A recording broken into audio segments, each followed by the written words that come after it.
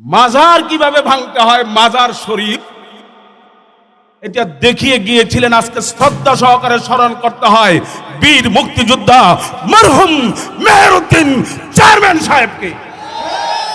মাজার কিভাবে ভাঙতে হয়, রাতারাতি একজনই পারে মাজার ভেঙ্গে গুড়িয়ে দিতে, ঠিক না বলেন? আমরা মেহেরউদ্দিন চেয়ারম্যান সাহেবের উত্তরসূরি বলছি, আমরা পীর সাহেবের পীর সাহেব চরমনার উত্তরসূরিরা মেহেরপাড়াতে বসবাস করি, ঠিক কিনা বলেন? মেহেরপাড়া জাগ্রত হয়েছে, মেহেরপাড়া সোচ্চার হয়েছে। ওলামায়ে হক্কানীদেরকে সাথে নিয়ে এমন ভাবে যদি সোজা আঙ্গুলে ঘি না ওঠে, আঙ্গুল বাঁকা করে হলেও বেদাতীদেরকে এই জায়গা থেকে চিরতরে উৎখাত করে ছাড়বো।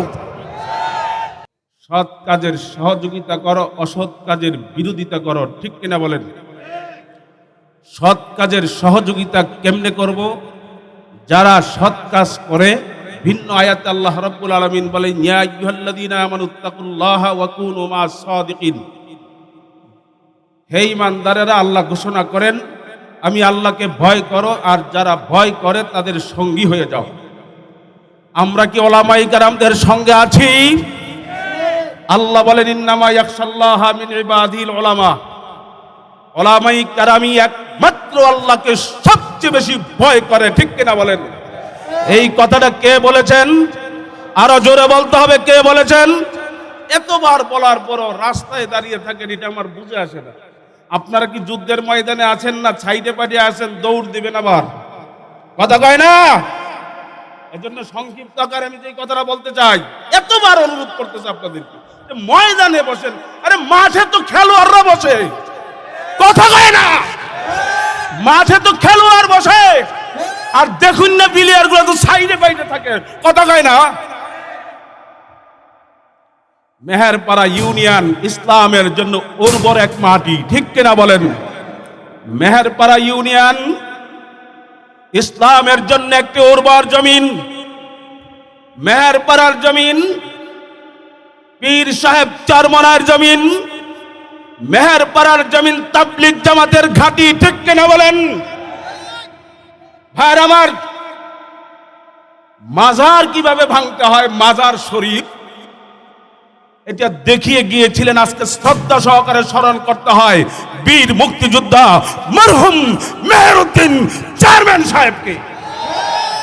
মাজার কিভাবে ভাঙতে হয়, রাতারাতি একজনই পারে মাজার ভেঙ্গে গুড়িয়ে দিতে, ঠিক কিনা বলেন? আমরা মেহেরউদ্দিন চেয়ারম্যান সাহেবের উত্তরসূরি বলছি, আমরা পীর সাহেবের পীর সাহেব চরমনার উত্তরসূরিরা মেহেরপাড়াতে বসবাস করি, ঠিক কিনা বলেন? এইখানে যে কটা মানুষ আছে, এরা যদি থুতু দেয়, আমি যতটুকু শুনতে পারছি, সব মাটির সাথে মিশে যাবে থুতুতে, ঠিক কিনা বলেন? প্রস্রাব করে দিয়ে বঙ্গোপসাগর হয়ে যাবে। এজন্য আসুন, কথা দীর্ঘায়িত নয়, সংক্ষিপ্ত আকারে একটা কথা বলতে চাই, খুব ভালো করে বুঝবেন। ৫ই আগস্টের গণ অভ্যুত্থানে বাংলার মুসলমান দেখিয়ে দিয়েছে শয়তান বদমাইশদেরকে কিভাবে শেষ করতে হয়, ইসলামের দুশমনদেরকে কিভাবে শেষ করতে হয়। ছাত্র জনতা তা দেখিয়ে দিয়েছে, ঠিক কিনা বলেন? এটা বাংলাদেশ, এটা বাংলাদেশ, এটা ভিন্ন কোনো দেশ নয়। এই দেশের ভিতরে অনিসলামিক কার্যক্রম চলতে দেওয়া হবে না, হবে না, হবে না।